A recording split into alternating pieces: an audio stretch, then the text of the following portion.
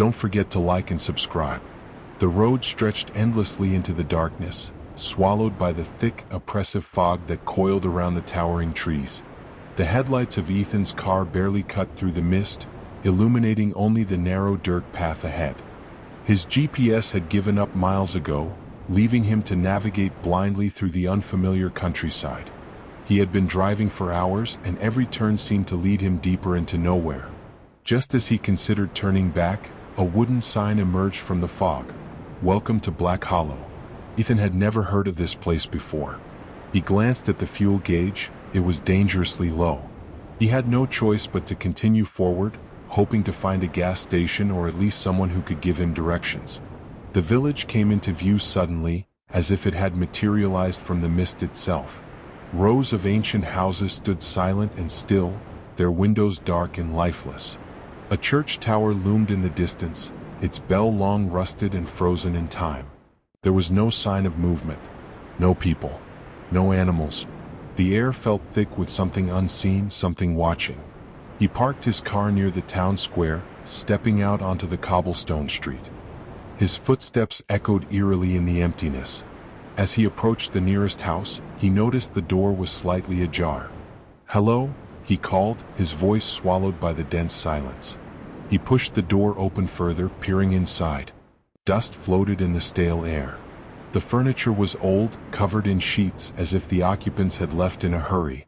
But there were no signs of struggle, just abandonment. An eerie sense of wrongness seeped into his bones. Further down the street, a flickering light caught his attention. It came from a small tavern, the only building that showed any signs of life. As he stepped inside, the warm glow of oil lanterns barely dispelled the oppressive gloom. A handful of people sat motionless at wooden tables, their faces pale and expressionless. An old bartender cleaned a glass with slow, deliberate movements. The moment Ethan entered, every pair of eyes turned to him. He felt a shiver crawl down his spine. "Evening," Ethan greeted, his voice hesitant. The bartender's eyes were sunken, dark circles framing his hollow stare.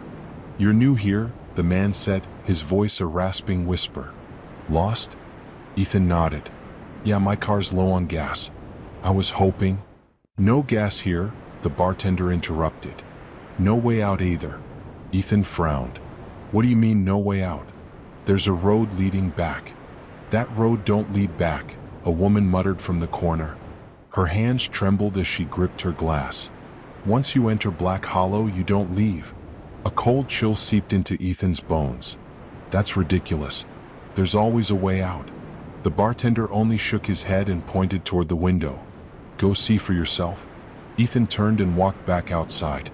But the road he had driven in on was gone. In its place, only an endless stretch of dead forest. No tire tracks. No signs that a car had ever passed through. Panic clawed at his throat. He ran back to his vehicle, yanked the door open, and turned the key. The engine sputtered but didn't start. Again and again, but nothing. As if the car had died the moment he had set foot in this cursed place. From the shadows of the village, figures began to emerge. They stood at the edges of the street, their faces obscured by the thick mist. Dozens of them. Silent.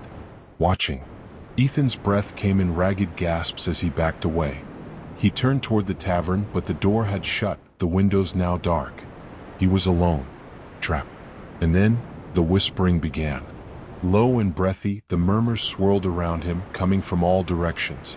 He couldn't make out the words, but the tone was unmistakable, hungry, eager. He stumbled backward, his eyes darting from shadow to shadow. The figures were drawing closer, their shapes becoming more defined in the dim lantern light. Their faces, if they could be called faces, were wrong. Stretched. Hollow.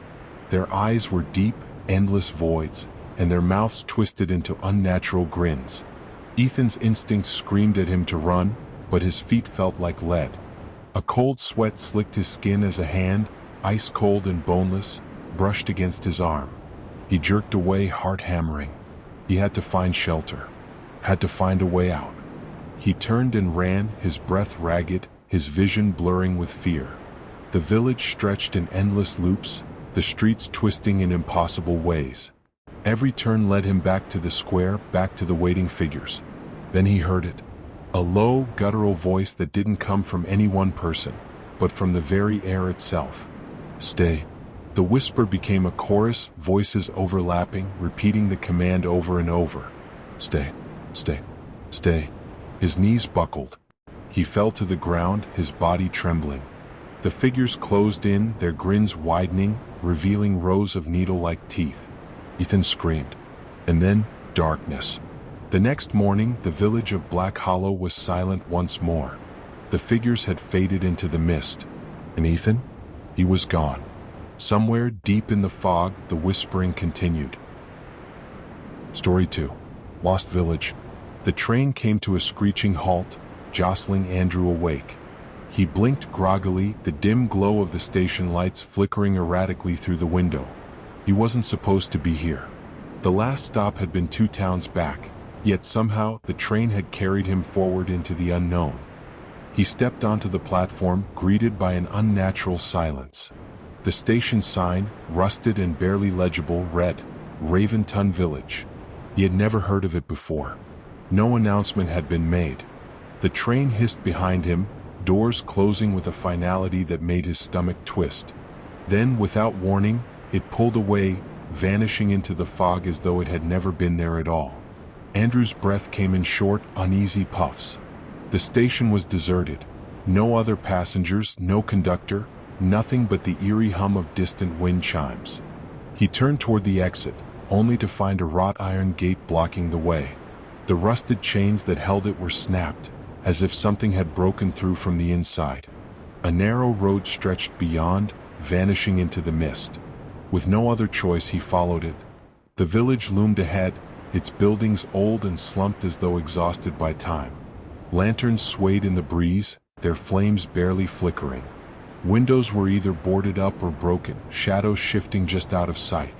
A heavy scent of damp earth and decay lingered in the air. Then he saw them. Figures standing at the edge of the road, their heads tilted at unnatural angles. They did not move, did not breathe. Andrew swallowed hard, averting his gaze as he quickened his pace. When he finally dared to glance back, they were gone.